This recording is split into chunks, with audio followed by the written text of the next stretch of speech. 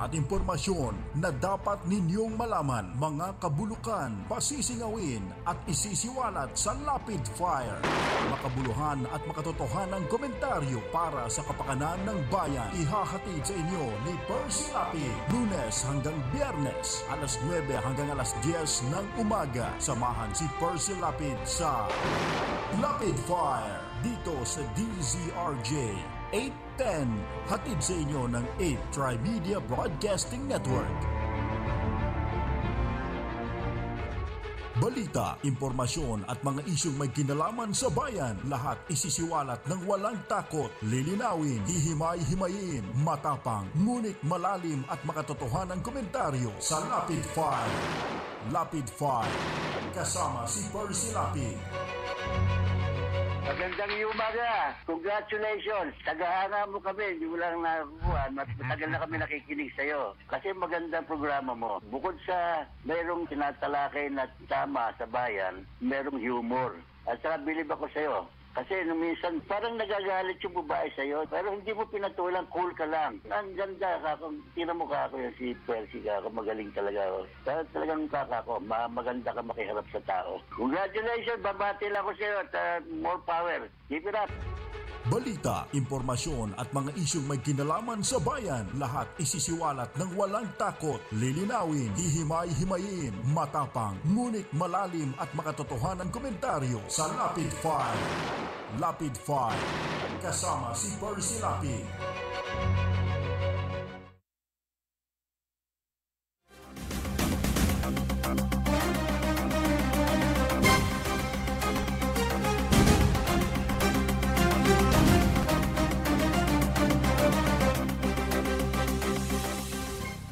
Magandang umaga. Ito po si Percy Lapid. Ito po naman si Peter Talastas. Magandang umaga po sa lahat po ng nakikinig dito sa Lapid Fire ni Percy Lapid. Ito po si Atong Ma. Muli po kaming mag-aanyaya mga kaibigan sa loob ng isang oras na pagtatanghal ng ating palatuntunan. Natatampukan ang mga pagtalakay sa mahalagang issue na ating po pag-uusapan. Siyempre po sa mga nais magbigay ng reaksyon, bukas po ang ating palatuntunan. Ang ating po mga landline sa ating himpilan ay 4120288. Diyan po kayo pwedeng tumawag ho para sa inyong mga reaksyon. At ang ating po naman text line, pwede rin po ninyong ipadala sa 0977-342-1644. Ano man po ang inyong pinagkakabalahan sa umagang ito. Magsama-sama po tayo hanggang alas 10 sa pagtatanghal ng palatuntunang nagliliyap na mga komentaryo, maanghang na mga batikos. Ito ang Lapid Fire ni Percy Lapid. Lapid Fire.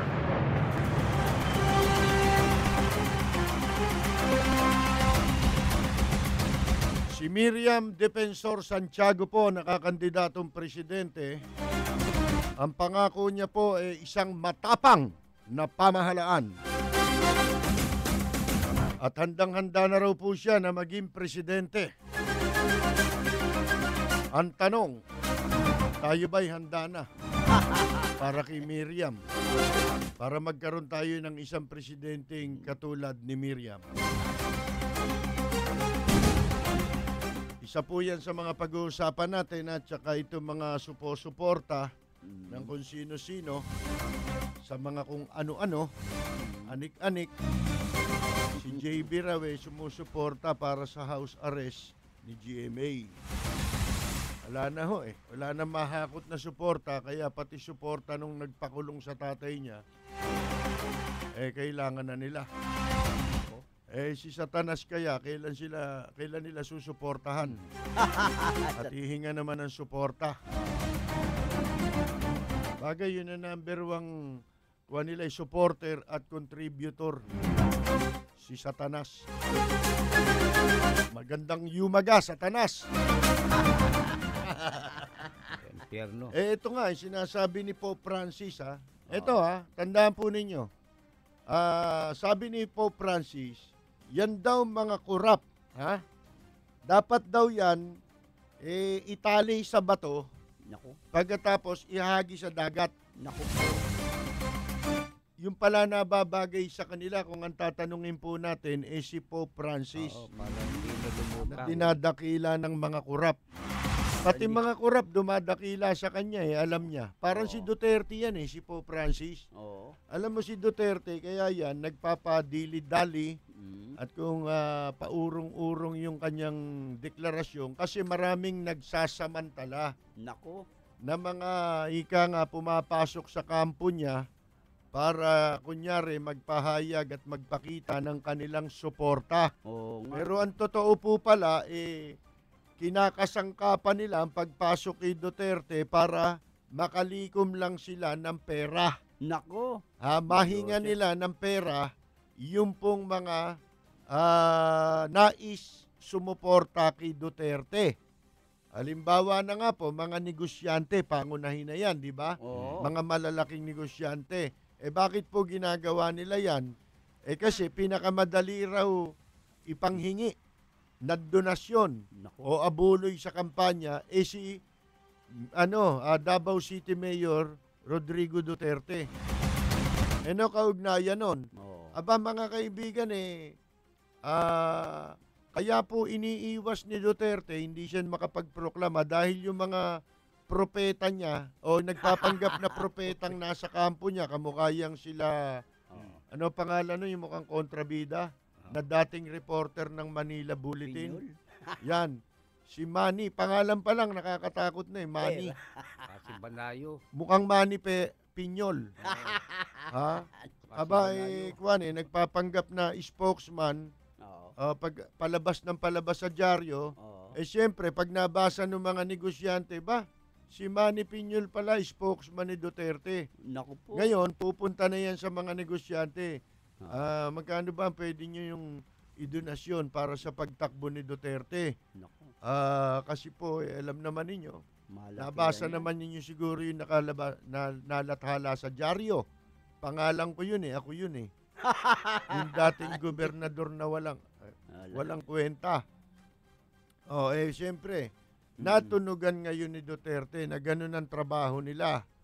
Yung mga Lito Banayo, Yan. katulad na rin nung naisulat natin yan Oo. Nakakatakot ako Si Duterte, gustong-gusto natin maging presidente at marami may gusto rin na maging presidente si Duterte. Ang problema nga lamang po, mga kaibigan, pinasok ng mga walang hiya Naku. ang kanyang kampo na dumidikit kay Duterte. Isa na po dyan si Lito Banayo, nasangkot sa smuggling. Pero mga kaibigan, nalaman pala ni Duterte at si Duterte hindi po pala tanga yan. Sa gaya ng inaakala ng iba. Kaya nung nagpadala ng eroplano, ng jet, si Pipito Alvarez, para sunduin si Duterte sa Davao at dalhin sa Palawan, si Duterte sumakay ng ibang eroplano. At sa Maynila po siya nagpunta, hindi po sa Palawan. Naku. Bilang katunayan na nabuko niya Oo. yung modus operandi nitong si Manny, mukhang Manny Piñol. Nagliliyap na mga komentaryo, maanghang na mga batikos. Ito ang Lapid Fire ni Percy Lapid. Lapid Fire.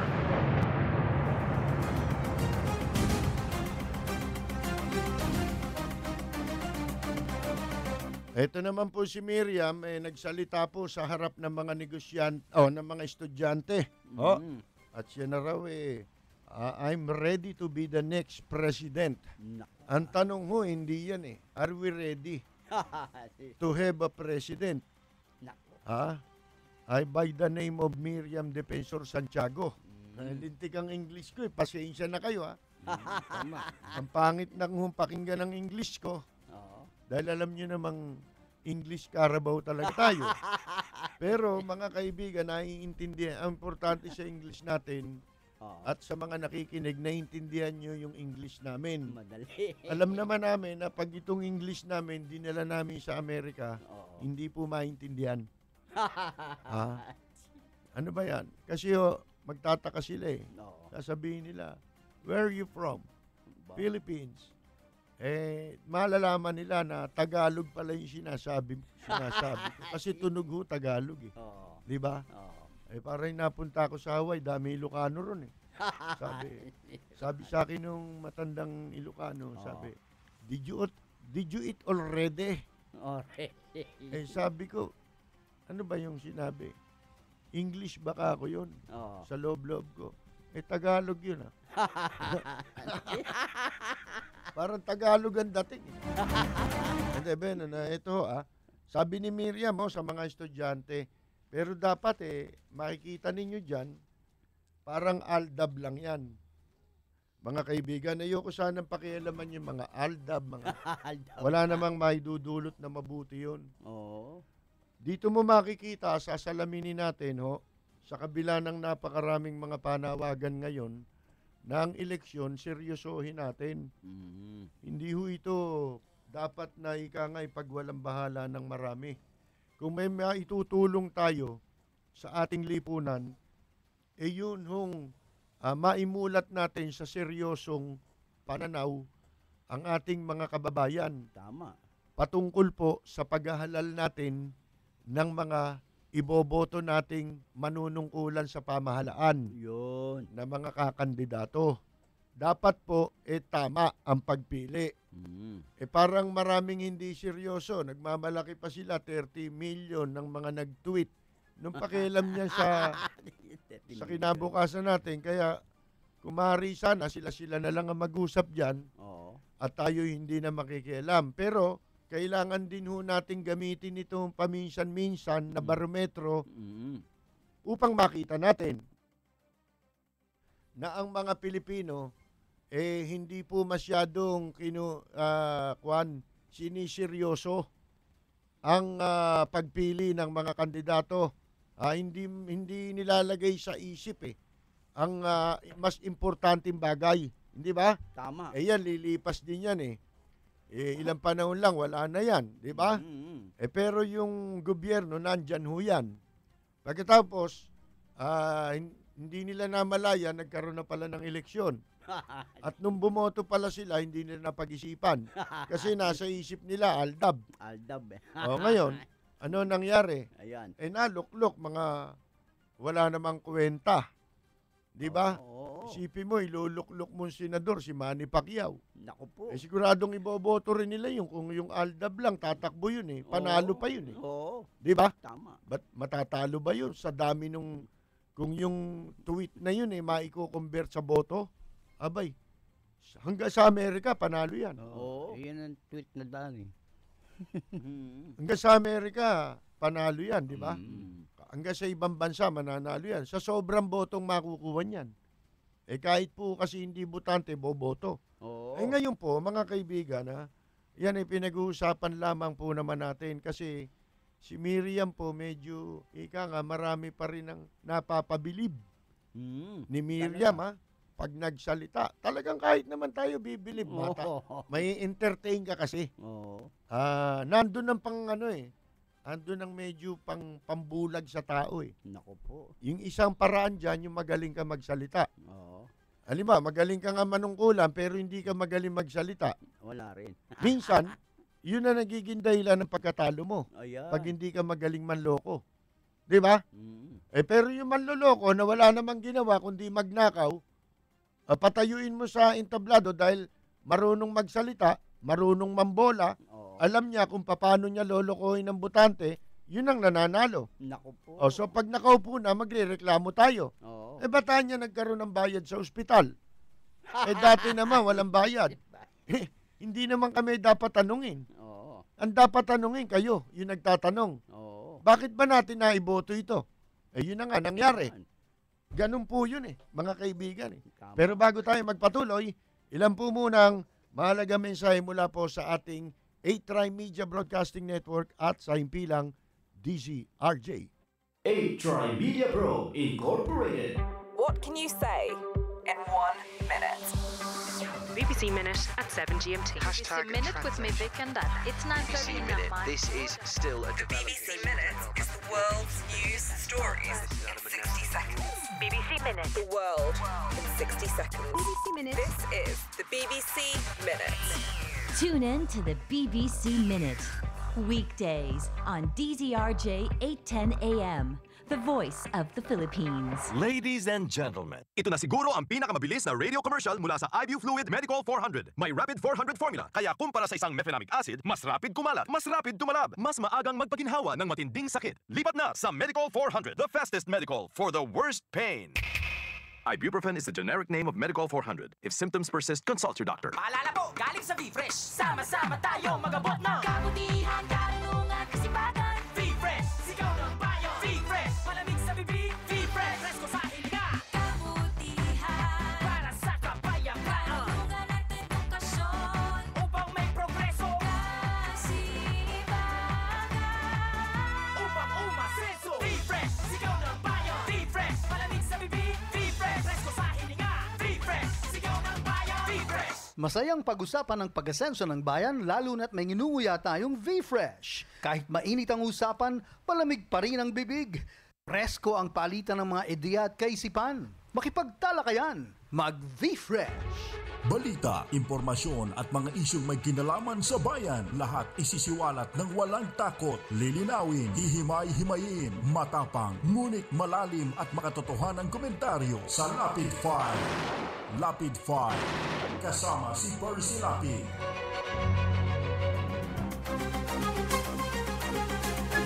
Magpapatuloy po tayo mga kaibigan. Alam na po ninyo siguro yung balita tungkol doon sa isa na namang OFW.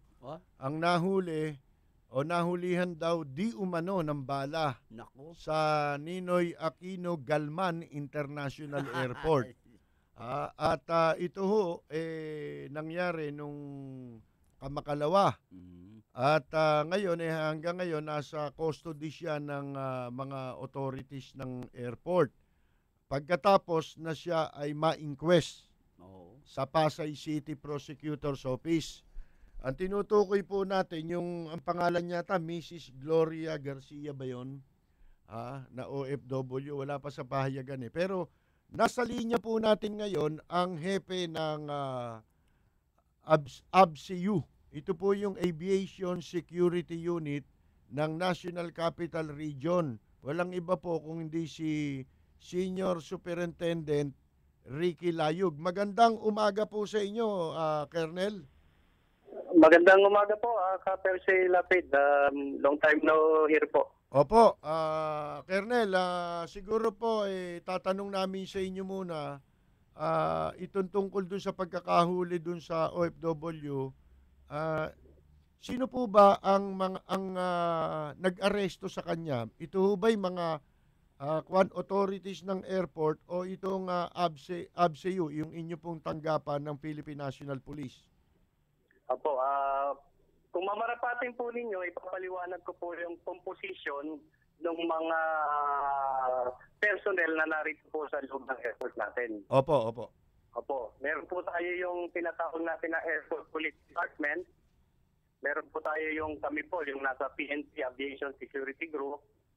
Tapos naman po, yung kung papasok po tayo ng airport, meron po tayong papasukan na kung saan naglalagad tayo, meron tayong pinapasukan na walk-through metal detector. Tapos yun naman pong daladala natin na bagahe, either hand carry siya or check-in baggage natin, dadaan po yan sa x-ray. Ang nagmaman po niyan ay yung tinatawag po natin na security screening officer, yung x-ray operator. Under po ito ng OTS, yung Office of Transportation Security, na under naman po ng DOTC. Ganyan po ang composition. So pagpasok po ng mga tao, dadaan po sila roon. Ang pinag-uusapan ho natin, ito yung departure area ho, ano? Opo. Lahat po yan, either departure or sa arrival, ganyan pong composition. Lagi po na merong sa APD, meron po sa OTS, at meron po sa PNP. Nandyan din po yung custom, immigration, saka yung quarantine natin. Yun po yung composition sa loob ng airport. Ang gusto kasi yun naming malaman yung detalye sa pagkakahuli dun sa OFW na nahulihan na naman ng bala at ito naman malimit nang mangyari ho bago yung kay Mrs. Garcia yata yun. Opo. Sa kanya po yung latest. Actually, hindi po siya latest kasi kagabi, meron din pong reported sa atin na may nahulihan na naman po. na intercept ng ammunition. So marami na po yan, as per our record, marami pong nahuhulihan ng bala. So yung kung particular po, dito kay Ms. Gloria Ortines, noong pong October 25, 2015, nung bandang alas 4:45 po ng hapon, araw po ito ng linggo. Siya po ay pumasok doon sa Terminal 2, apparently, papunta po siyang Hong Kong. So pagpasok niya po doon sa initial security screening po natin, pasok po siya, yung katawan niya doon sa metal detector, tapos yung hand carry baggage niya po doon sa x-ray machine. So pagdaan po ng bagay niya doon sa x-ray machine, na siya naman po may dala-dala at nilapag niya doon, nakita po doon sa TV monitoring screen na ang nagsaman po, yung pinasabi ko kanina na x-ray operator na under ng OTS, nakita po doon sa bag na yun, merong resemblance ng prohibited item na tumutugma po sa image ng ammunition. So as per procedure po, yung security procedure po ng airport natin, so nilocate po ng tao kung sino yung, nilocate po ng x-ray operator kung sino yung may-ari ng bag na yun. Nung nakita niya na pong dadamputin na nung may-ari, hinold niya po na, ma'am, sandali lang po at merong nag-a-appear na prohibited item dito sa screen ng TV, dito po sa bag ninyo. Yan po. So tinawag niya po yung another naman po personnel ng OTS, yung baggage inspector po, tsaka po yung security screening officer nila. Lumapit po yun, tapos nilocate po nila, kinuha po nung may-ari ng bag, yung bag niya, at nilagay po dun sa inspection table. Then tinawag din po yung police po natin na under na po ng Absicom. PNP group. Yung po yung under po sa unit ko.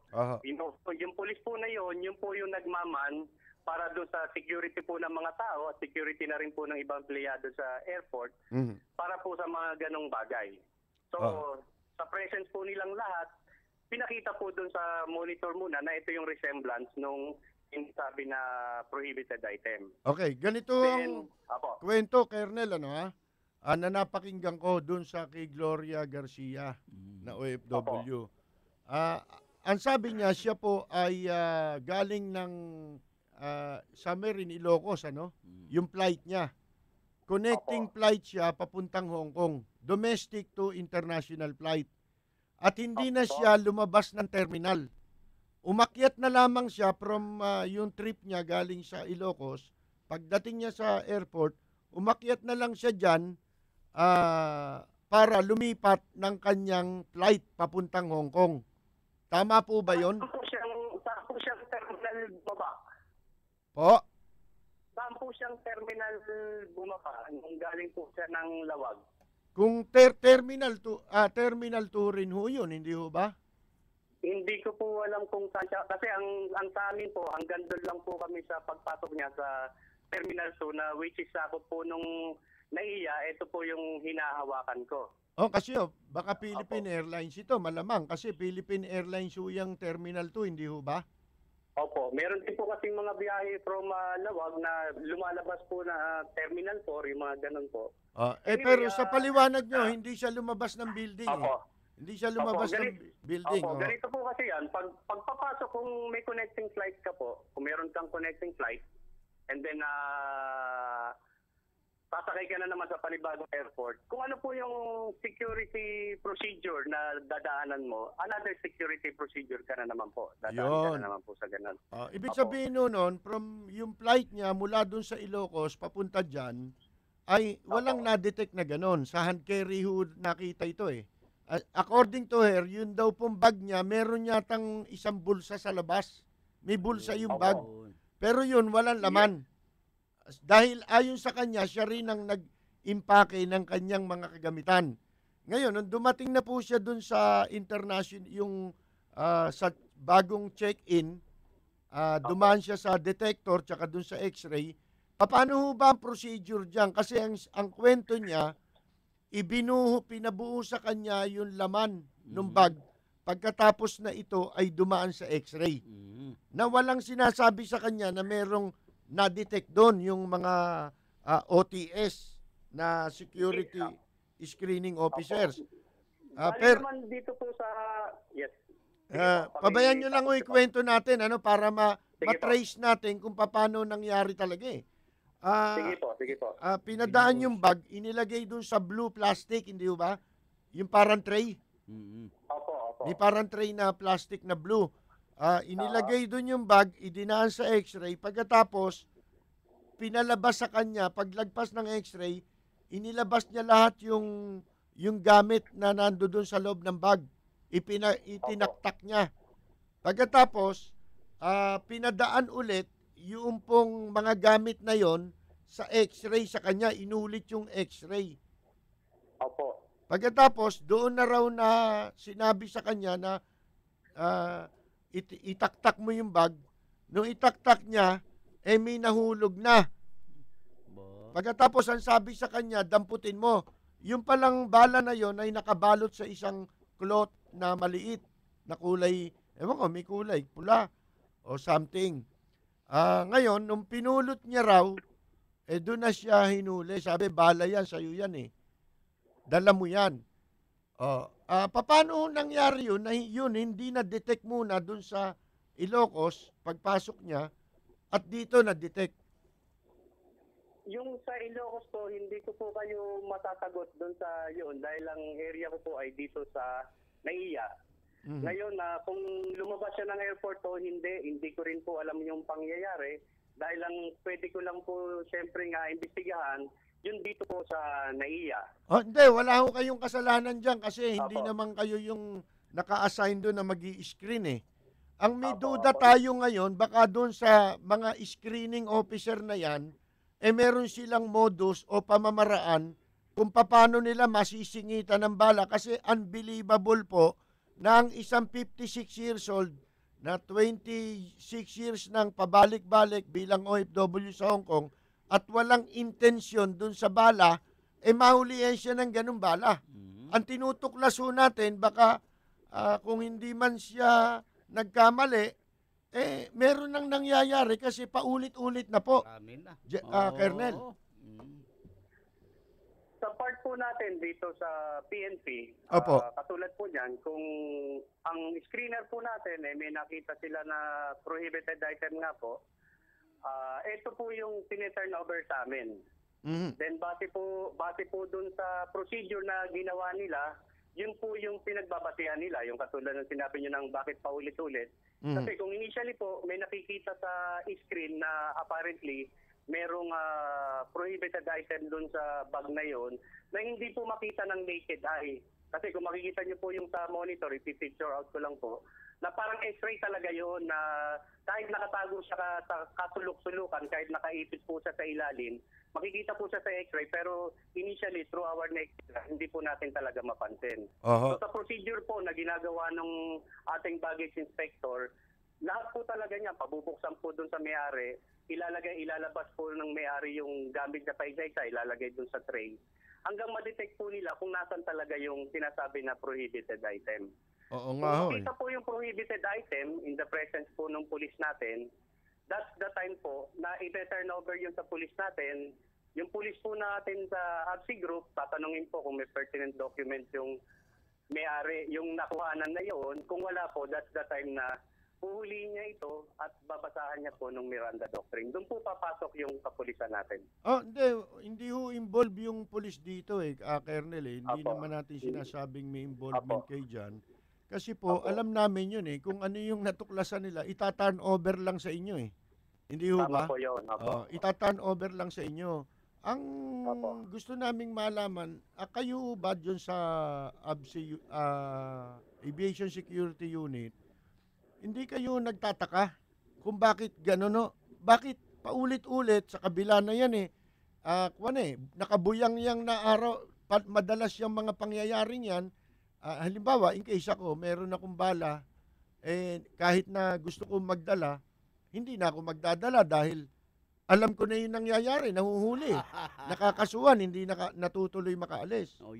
Kayo ba, on its own, yung moto proprio sa police, di ba? Hindi ba kayo nagtataka at hindi ba kayo nagsagawa ng mga investigasyon man lang para malaman ninyo na ito ba, totoo bang nangyayari ito? Malalakas ba talaga loob niyan? O meron ng gumagawang katarantaduhan yan, baka sindikato na yan, dito sa airport? Ayun naman po sa aming pagsisiyasat, yung pong airport security sarili po natin. Opo. Colonel? Wala. Hindi. Colonel? Opo. Naku, masama Choppy signal. na, choppy. Choppy si Colonel eh. Baka moving kayo eh. Hello po, hello. Hindi po, nasa Ayan. office lang po ako. Ayan, okay. Oh, maliwanag na. Okay na po, nasa office lang po ako. Opo. Yun po, may procedure po sila sinusunod. Naku, nawawala na naman. Choppy. Lalabas po ako, lalabas po ako sa office pa. Sige, labas kayo sandali. At meron lang ho tayong time check lang. Sandali, huwag kayong alis, Colonel. Kailangan lang ho nating mag-commercial sandali. Ang oras po natin ay meron na po tayong 33 minuto makalipas po ang alas 9 ng umaga. This time check is brought to you by IB Fluid Medical 400, the fastest medical for the worst pain. Nagliliyap na mga komentaryo, maanghang na mga batikos. Ito ang Lapid Fire ni Percy Lapid. Lapid Fire. Mga kaibigan, nasa linya pa rin ho natin si Colonel Ricky Layug. Siya po ang hepe ng Aviation Security Unit, National Capital Region, dyan po sa Ninoy Aquino Galman. Hindi. Dapat sinama kasi si Galman dali. International Airport. Colonel. Apo, medyo malinaw na po. Lumabas po ako ng opisina. Okay, may sinasabi po kayo tungkol doon. Baka sakaling nagdududa na rin kayo.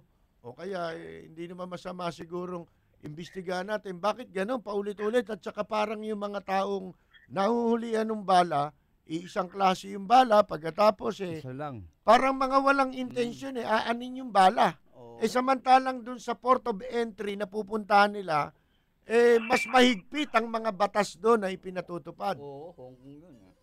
Tama po. Yan nga po ang isa rin na pinapaliwanag natin doon sa mga kababayan natin na nakaka-intercept kami ng mga ammunition na kung tutusin po, mas maganda na dito po sila na-intercept kaysa doon sa lugar na pupuntahan nila. Baka unknowingly nadala nila. Ang una po namin tinatanong sa mga ganyan, karamihan po, pag nag-interview kami, ito po bang bag na ito ay sa inyo? Minsan po, hindi sa kanila. Minsan po, hiniram lang nila, ganun po. Minsan naman sa kanila pero napahiram nila. Pagkatapos po, ang tatanungin namin susunod kayo po ba ang nag-impake ng mga gamit ninyo? Yung mga ganung bagay po. So, sa airport security program naman po natin, pag nag-inspect naman po tayo, makikita natin na detalyado po yung mula sa pagpasok sa airport, covered po yan ng CCTV. Yung mga security screening na pinatutupad ng iba't ibang ahensya. So, nakikita naman po natin na nagagawa nila sa procedure nila at mayroon naman pong counter-taking yan na ginagawa ng ASIO. Oo. So, ganito na lang. Sa amin po, kung ano man po ang itulog na problema o kaso sa aming tanggapan sa PNP Absi Group, yun po ang aming ginagawa ng dokumentasyon. Oho. Kasi ang tatapatin na ho namin kayo, no? Masyadong kaduda-duda na yung mga yung mga security screening officers na yan dyan sa, especially ito'y bala, maliit lang ho, no? Yan madaling isingit yan sa kamay. Pwede mong itago yan para bang yung lumilitaw, planting yung evidence planted. Yung ebidensya, ganun ho ang ibig sabihin doon. Pero hindi po kasi ako pwedeng magsalita on their part dahil hindi po ako parte ng kanilang opisina. Para in fairness to them, mas maganda po siguro sila ang ating matanong about that. At saka ang balita ko yata, merong hawak na CCTV ang airport. At sinasabi, Anali po? Yung dyan sa airport, yung mga security cameras dyan. Meron po tayong mga naka-installed na security camera sa mga strategic position po. Kahit doon hindi matutuklasan yan kung kasing liit lang ng bala, madaling yan Hindi makikita sa camera na, tinakban ng pala, di ba? Idinikit mo sa isang yan. Ako ho, minsan Colonel, nakaalis ako ng bansa, hindi ko na malaya na may bala yung bag ko. Kasi siyempre meron tayong firearm ano. Yung pinaglalagyan ko ng firearm, yun ang ginamit kong bag para lagyan ng passport. Ngayon, nakalabas ako ng bansa hindi nakita yung bala Natakot ngayon ako dahil nung sa eroplano, lalanding na sa Singapore, in-announce na ipinagbabawal na mahigpit doon na magpasok ng mga kung ano-anong item, kasama yung bala na mahigpit ang parusang ipapataw. Doon ako nagkaisip na i-check ko yung bag ko. Nung i-check ko, merong bala Naku po. So nataranta ngayon ako, hindi ko malaman kung anong gagawin ko hanggang sa, pinagtatapat ko na sa inyo, total, nangyari na ito matagal na itinapon ko na lang doon sa aeroplano sa loob ng comfort room matagal na nangyari yan sa takot ko. Patuyo, nakalagpas ako. Tama. Dumaan din yan sa sa x-ray.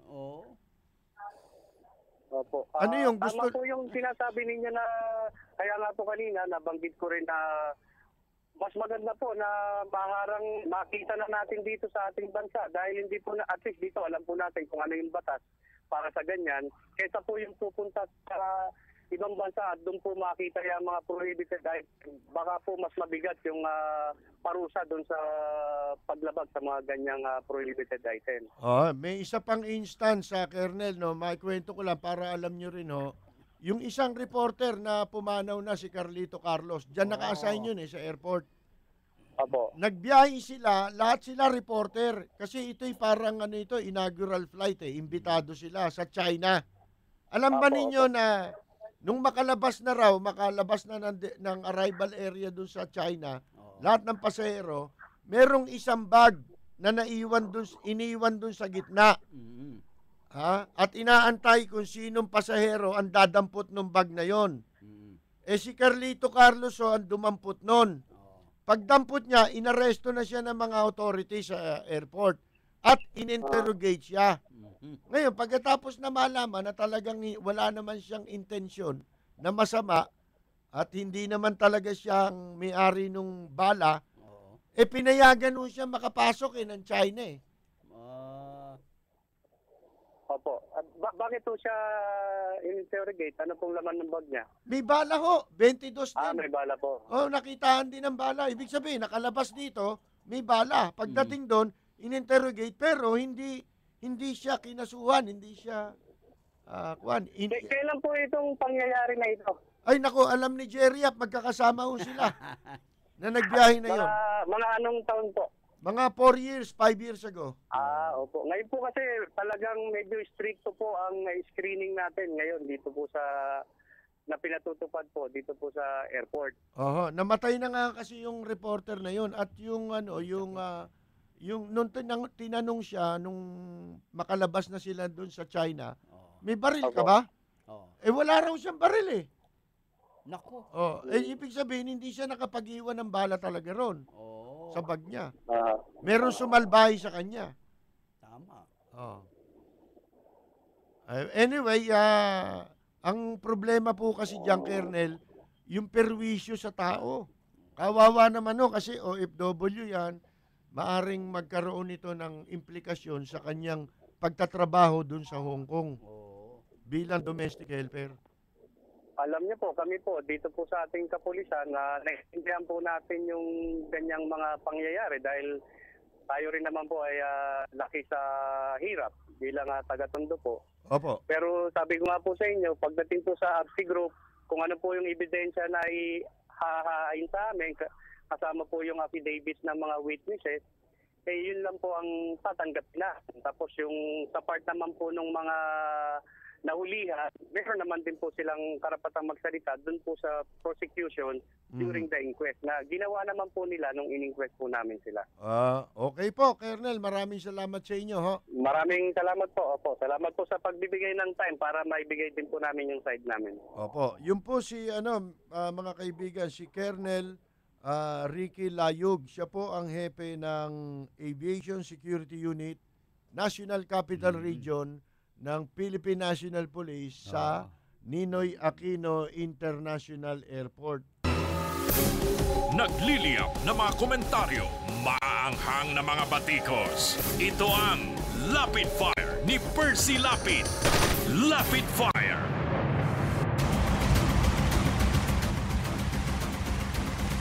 Bueno, magpapatuloy po tayo, no, ha? Ayan, no, naikwento na rin natin yung ano. Ang problema ho kasi, paulit-ulit. Timo, kagabi meron na naman daw. Hindi yun eh. Ha? Ang ibig ko sabihin, paano natin yung, ang tinitignan natin dito, yung intention ng tao eh. Hindi, unang-una Pilipinas to. Pangalawa, ang dami ng kaso dyan na nanakawan pa nga eh. Alahas, Rilo. Hindi kaya sindikato na yan? Sindikato yan. Oo. Ay ako, kung ako yan, isa sa mga solusyon siguro dyan, kasi katulad niyan, in-inquest sa piskal, hindi ba? Ang tagal na proseso nun, mo dadaling ka sa, sa fiscal's office. At hawak-hawak ka ng mga pulis. Hanggang hindi nakapaglalabas ng resolution yung fiscal's office tungkol dun sa kaso. Ang problema po, ito dapat siguro, ba't hindi tayo makapag-assign ng mga piskal sa airport mismo? Tama. Hindi ba? Doon na mismo sa airport i-assign ng mga piskal. At pangalawa, i-determine na rin, bigyan na rin ng instruction ang mga piskal na kung sakasakaling may mga ganyang pangyayari, kahit naman sino magdududa na sa mga sunod-sunod na pangyayari na yan Sila na bahala mag-determine kung talagang itong taong ito may posibilidad. Kasi simple-simple lang ito gagawin Nahulihan ka ng bala. Ba't hindi sila mag-verify sa kuan muna? Sa Firearms and Explosive Office ng Philippine National Police, alamin kagad kung itong taong ito may baril. May registered na baril. Kasi ako, yun ang pumasok sa ulo ko nung ako makarating ng Singapore Baka ako mag-verify ito kasi yung flight nanggaling sa Pilipinas, naturalmente baka possibility yung authority sa Singapore kung nahuli ko mag-verify sa Firearms and Explosive Office. At aalamin kung yung pasaherong yon o sino man sa mga pasahero na yon merong gun holder, firearm holder, hindi ba? Ay malalaman na ikaw yon. Ganon din dito Dapat i-verify mo, nahulihan mo ng bala. I-verify mo nga muna kung itong taong ito may baril. Kung wala, yaanin mo yung isang bala. Ano ang purpose mo ron? Makarating ka man sa lugar na pupuntahan mo, unang-una, pagdating mo sa pupuntahan mong lugar, mas mabagsik ang batas. Hindi ka tulad dito. Hindi ba? At saka dito, napakaraming umahawak nung dapat siguro, pag nilagay sa x-ray yan, walang pwedeng umawak kundi siya lang. Alam mo, ang problema, yung nagmamando ng x-ray, walang nakatapat sa kanyang camera para malaman kung hinawakan niya yung bago. Ang bibilis ng kamay niyan. Masama pinagtatakpan Walang naparurusahan dyan Ang kailangan dyan may magdemanda. Bakit yung pastor hindi nyo na talaga na hindi ko balo yan. Ba't di nyo na ito natakot din sila lalaban ng kaso Okay, mga kaibigan, ang oras po natin, meron na po tayong 46 na minuto makalipas po ang alas 9. Tri-Media Pro Incorporated. Ladies and gentlemen, ito na siguro ang pinakamabilis na radio commercial mula sa iView Fluid Medical 400. May Rapid 400 formula, kaya kumpara sa isang mefenamic acid, mas rapid kumalat, mas rapid tumalab, mas maagang magpaginhawa ng matinding sakit. Lipat na sa Medical 400, the fastest medical for the worst pain. Ibuprofen is the generic name of Medical 400. If symptoms persist, consult your doctor. Balita, impormasyon at mga isyong may kinalaman sa bayan, lahat isisiwalat ng walang takot, lilinawin, hihimay-himayin, matapang, ngunit malalim at makatotohanang komentaryo sa Lapid Fire. Lapid Fire, kasama si Percy Lapid.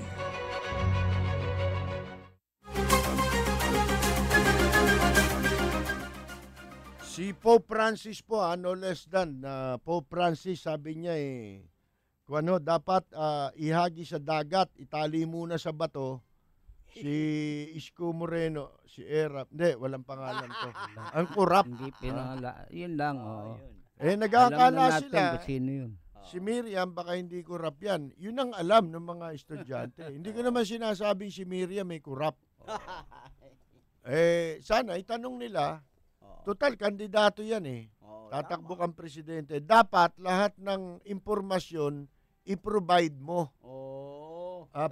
Para katulad yung yung medical records ni Miriam, ayaw niyang ilabas. Ini-invoke niya yung kanyang yan. Mga kaibigan, hindi tayo doon pa lang may question mark na ang pagtakbo natin. Ang kanyang battle cry, cancer Ha? Cancer. Ang battle cry niya, cancer.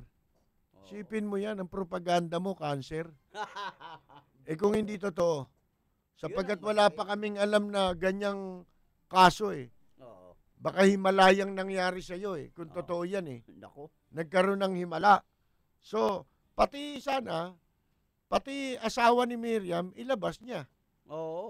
Ang asawa ni Miriam, dating customs official yan nung panahon ni Marcos. Dapat ilahad niya lahat yun. Hindi ba? Ang dami nag-aakala, hindi nga kurap si Miriam. Kung meron namang gumagawa ng corruption para sa kanya. Sa immigration, katakot-takot din ang naging kaso ni Miriam nung nakaupo siya dyan. Alam ba yan ng mga kabataan ngayon? Wala. Na dati siyang judge. Ano naging track record niya? Sa Senado pa lang ano ba batas na nagawa ni Miriam? Nako. Mga kaibigan, ang nabalitaan natin kay Miriam, puro daldal. Expose, natutuwa tayo pag bumabanat si Miriam. Dahil yung gusto natin sabihin, minsan sinasabi niya.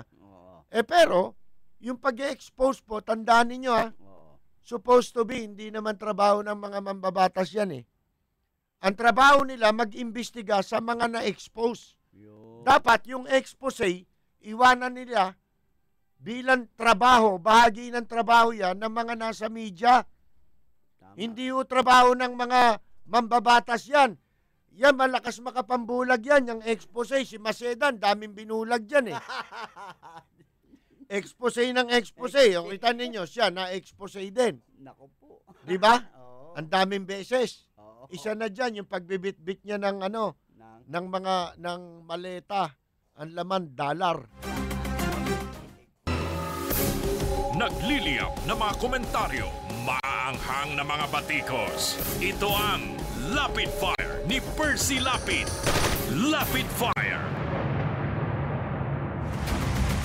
Alam mo ito pinagbabatayan pala ni Pope Francis yung nakasulat daw ito sa banal na kasulatan yung sa Lucas, sa Bagong Tipan. Sabi raw ni Kristo, it would be better for him if a millstone were put around his neck and he be thrown into the sea. Ayun.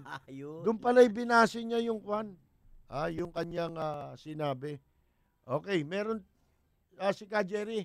Nasa linya na natin, Si Ka Jerry Yap. Magandang umaga, Ka Jerry.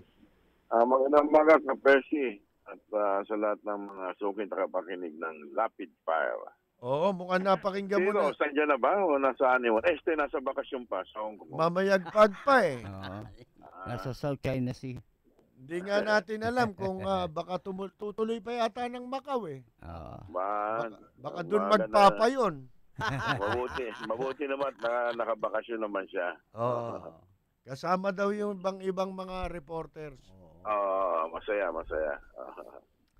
At kapag sinapakinggan ko yung iyong panayam kay Ken Layog, yung NCR Director ng PNP-ASG. Alam mo, dyan ako bilang sa mga mayag na dyan matagal na rin na nakabit dyan sa NAIA. Alam mo, yung ASG, wala silang papel dyan sa XT machine, dyan sa departure area. Yan ay nasa ilalim ng DOTC, OTS, Office of the Transport Secretary. Sila, ang papel lang sa kanila, yung tineturn over sa kanila. Pag may nahuli may droga, may dalang bala o baril, sa kanila tineturn over. At ako naman nung ko pa binabati ko siya niyan, OTS na yan. Ano ba ang liability naman yan? Chapi. Kaya sumasangayon ako sa pananaw rin ni Colonel Bodet Conrado na itong X-ray machine dapat ibalik o isa ilalim na sa MIA management o sa PNP. Para magkaroon naman ng liability ang mga tao na magmamando dyan sa X-ray machine na yan. Oo. Kasi ilang insidente na nangyari dyan. Di ba yung X-ray machine, ipinasok mo yung iyong hand carry, pagdaan ng X-ray machine, nawala.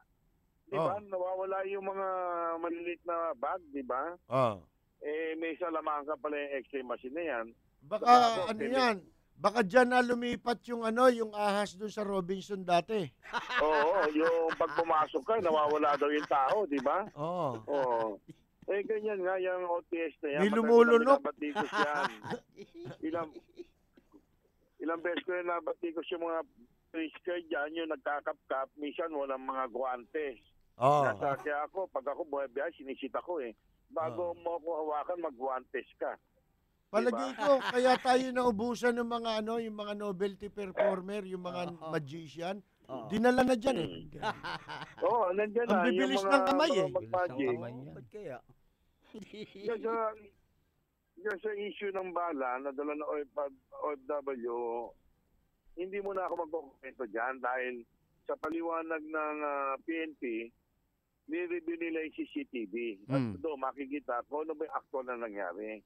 Kasi isa pa, kasi customary ng mga Pilipino, noong araw, madalas na mangyari yan, yung bala nga, mahilig silang laban daw sa masamang espiritu yan, yung bala. Di ba, yung iba nga, ginagawang palawit yan, kwintas, di ba? Ginagawang ang issue ko lang dito, anting-antot. Anting-anting, di ba? Ako nagtataka lang dito sa matandang OFW, bakit naman siya magdadala rin ng bala na may tsaka anting-anting niya. Matagal na siyang OFW Yun na nga Ibig sabihin, matagal na rin siya nagbiyahe. At saka alam na niya ang batas doon sa Hong Kong na mahigpit sila dyan. Tsaka hindi rin sa isang banda, hindi rin kung yan ay gagawin ng PNP-SG, abay mahirap yan dahil planting of yan. Evidence. Mabigat ang parusa dyan, yung mga ganyan. Wala nga sa PNP yung yung sindikato Ako sa OTS. Nandun na nga sa OTS. Pero dapat yun, ang PNP naman, mag-isip na sila. Dahil pati sila, siyempre, maapektuhan doon. Nadadamay. Sila naman, alam ba, nakahuli yung doon. Ang gagawin lang naman nun, i-turn over ito mga ebidensya, ito. Ita-turn over para naman sa proseso naman nagagampanan ng pulis, hindi ba? Nung administrasyon kasi ni GMA, binago ang sistema dyan. Nag-create, nung panahon ni Secretary Larry Mendoza, nag-create ng DOTC, OTS, na siya mga ngasiwa dyan sa mga X-ray machine na yan, yung mga body pre-scale. Dapat buwagin na yan. Yan ang sistema. Kaya nga sinasabi ni GM Retornado, kung siya tatanungin, gusto niya, yung pagmamando dyan ay nasa ilalim ng MIA management o ng PNP ASG para magkaroon nga naman ng accountability. Dahil pag nagkaroon ng pagkakamali ng OTS, sino magkakaso sa OTS? Di ba? Ayun na nga. Yan ang mabigat dyan. Kaya dapat magkaroon na ng ang DOTC, maayos na yung sistema dyan sa X-ray machine na yan. Ayun. Pagdating dapat sa security, hindi dapat ipagkatiwala sa OTS. Oo, din yung OTS. Sa law enforcement. May training sila. Pero hindi naman sila police. Hindi din naman sila, may training nga sila sa mga airport security, di ba? Tsaka maliwanag yung paliwanag nung nahihirapan siya dahil Ilocano siya. Yung sinabi niya na siya hindi na lumabas ng building lumipat lang siya ng ng palapag Galing siya ng Ilocos. Bakit doon hindi nakita? Meron din doon May X-ray din doon tama. Iba ang X-ray doon, iba X-ray dito. Tsaka siguro doon walang mabilis ang kamay. Oo. Nandito sa NAIA. Walang magkikero. Walang salamangkero. Di ba?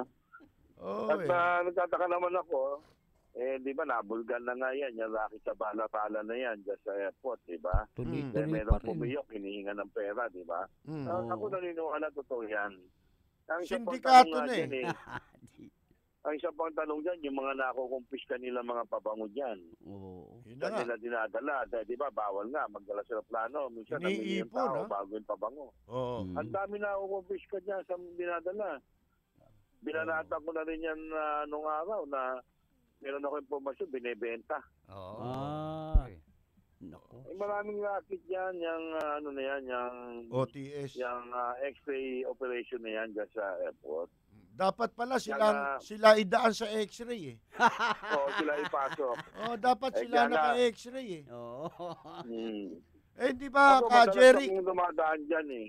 Kinuwento. Alam mo ba, nakikita dyan sa X-ray, malinaw yung X-ray na yan, kung anong bagay na madalas nila makita. Pag ikaw may dalang kwata. Yon? Kita? Yun, kita nila kagad. Oo. X-ray ng pera pala yan. Oo. How much dollar in your pocket, in your bag? Diyan, madalas nakikita nila pag kwata. Hindi, naikwento ko nga yung nangyari sa inyo nun, di ba, sa biyahe nyo kasama si Carlito Carlos. Ikaw ba nagkwento nun eh? Iko-correct ko lang. Yan, inireport sa akin yan. Hindi si Carlito Carlos yan. Sino ba? Yan, si Vito Cohol Barcelo. Si Cohol. Oo, nagkaroon ng isang pabiyahe sa China. Ito si Ching. Si Conrado Escort Ching. Nagpabiyahe ng mga reporter. Tapos pagdating nila ng China, Xinjiang, nakita to sa hangkeri, sa backpack ni Vito Cohol Barcelo, may bala ng 22. Nagulat si Vito, ba't siya nagkaroon ng bala? Wala naman daw siya dalang bala. Ayos sa kwento, di ba? At mabuti na lang, napakiusapan, napaniwanagan yung Chinese customs at pinagbigyan naman. Hindi na siya kinasuhan, hindi na siya inaresto. Kasi nga wala namang intensyon. Ang nakapagtataka, bakit hindi dito nakita? Bakit to nakita? Yun ang issue lang naman doon. Ako nga Hindi na-detect dito, na-detect doon. Ako nakadetect, diba? wala naman akong x-ray eh. Ako rin na nakadetect sa sarili ko. Pa rin yung x-ray natin. Diba? Magaling yung x-ray na. Saan ba nakakabili niyan? Yun nga. Bumili nga tayo niyan. Magandang hanap buhay yan. Tatlo, tigigisa tayo ni Atong. Magandang hanap buhay yan. X-ray. Sige ka, Jerry, wala na tayong oras eh. Oo nga, magpapaalam na ako. Maraming salamat. At sa lahat ng mga suki mo tagapakinig, mabuhay po tayo. Nagliliyap na mga komentaryo, maanghang na mga batikos. Ito ang Lapid Fire ni Percy Lapid. Lapid Fire.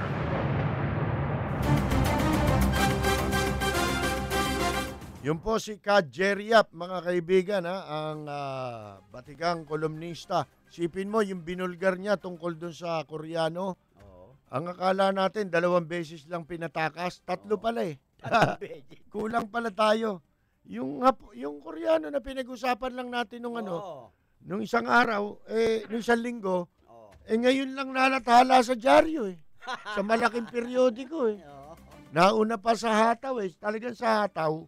Diyan nauna balita eh.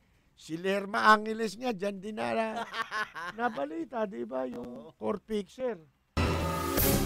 Nagliliyap na mga komentaryo, maanghang na mga